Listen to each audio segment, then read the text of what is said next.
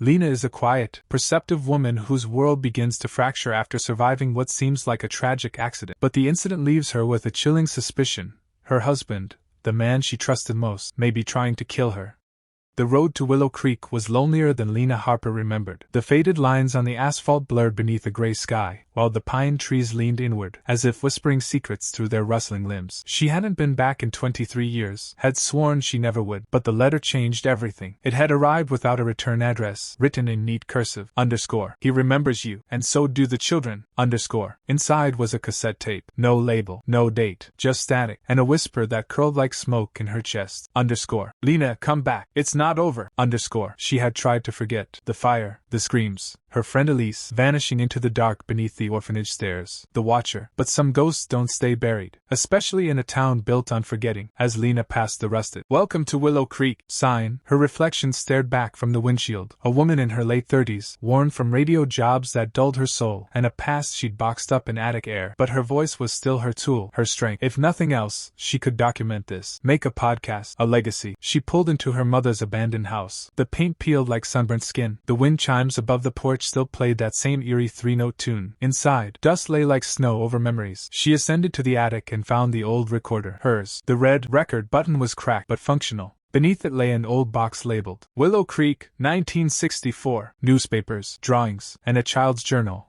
Hers. She opened the journal. _ Elise says he comes when the lights flicker. She says he collects the quiet kids. I told her not to look, but she always did. _ A sudden creak made her jolt. Just the house settling, she told herself. Or maybe it was beginning. Later that evening, Lena walked the streets of Willow Creek with her recorder and mic. She interviewed townsfolk. Most were polite, curious why a Harper was back. But the moment she mentioned the orphanage, smiles dropped. Never was one, an old woman said sharply, her eyes flicking to her front door. But the fire, old stories, kids lie. Except Lena remembered everything. The white-walled hallways, the basement door that never opened, the drawings carved into the wood, and Elise. A man behind the general store leaned close as she passed. If you're looking for what's below, don't dig too deep. The watcher doesn't like being seen. Then he walked away, humming an old lullaby she hadn't heard in years. That night, the wind howled through the town like something forgotten trying to speak. Lena sat in the attic, headphones on, cataloging her audio files. Mostly silence, snippets of murmured responses from reluctant townsfolk, and the creaking of her own footsteps. Nothing out of place, until she reached the recording from the general store. She didn't remember humming, but there it was, low, eerie,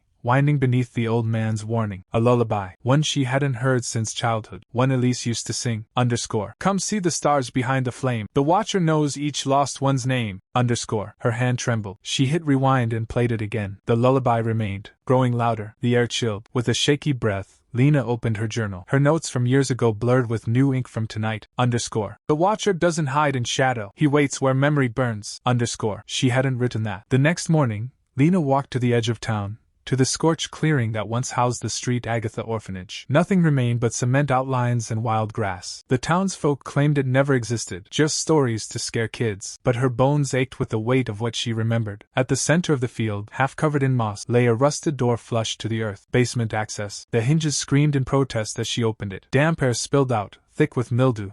And something older. She descended alone. The basement stretched wider than she expected. Stained walls, stone pillars, tattered bedding piled in corners, long decayed. Faint carvings littered every surface. Childlike but strange. Circles, eyes, names. Her recorder buzzed erratically. Lights flickered in her camera. She pressed record anyway. Lena's voice, into mic. If you're hearing this, I've found it. The place no one talks about. The place I think Elise died. That's when she saw it. A mural. 12 children stood in a circle, holding hands. In the center, a tall figure with no face. Above him, a phrase painted in soot. He sees the forgotten. He speaks through silence. Behind her, footsteps. Light shuffling. She spun around. Empty. Her heart thundered. She turned back, and a child's drawing had appeared beneath her own feet. Fresh. Ink still glistening. A girl in a blue ribbon, holding a microphone. Fire behind her.